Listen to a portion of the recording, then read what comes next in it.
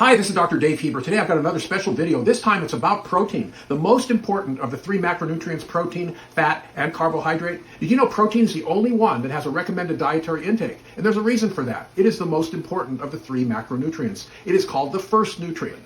And if you're trying to control your weight, you're trying to get weight management, today I'm going to tell you how protein helps you. So let's get started. First of all, I want to explain to you that satiety is the satisfaction of hunger between meals. You get hungry again as brain signals tell you that you need to eat again. But if you're full, you feel satisfied. There are lots of studies that have done this, but here's one that looks at obsessive thoughts of food with protein or no protein, protein, no protein. You can see late night desire to eat, obsessive thoughts of food. What they call food noise is decreased by eating the right amount of protein. And also, eating the right amount of protein is very important in preventing weight regain. You know, in all of the studies now of these latest drugs, if you stop the drug, guess what happens? Your weight goes up again. So let's take a look at a big study that was done in Europe in 8 different countries to show how protein prevents weight regain. Let's take a look. It was called the Diogenes study. There were 772 European families, including 938 adults, 827 children.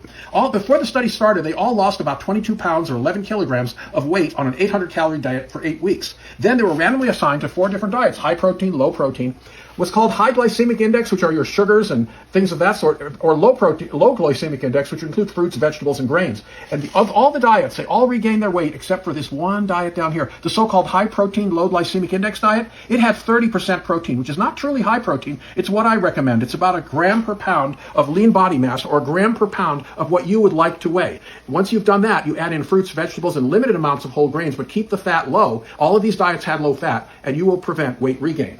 Well, it's also important to know that if you want to build muscle, you have to take in protein every day and every single meal. And the reason why is that your muscles are constantly breaking down protein and then getting the amino acids, which are then used to rebuild protein. Now, if you follow the percent change in protein balance with the amino acid levels in the blood, you see that after you eat, the amino acid levels go up. Between meals, they go down. And you have to eat the right amount of protein, say 20 to 30 grams at every single meal. And after exercise, if you've been training with resistance exercise like weights, resistance bands, Pilates, 30 minutes to 1 hour after you stop training, you take a shake or a bar with 20 to 30 grams of protein.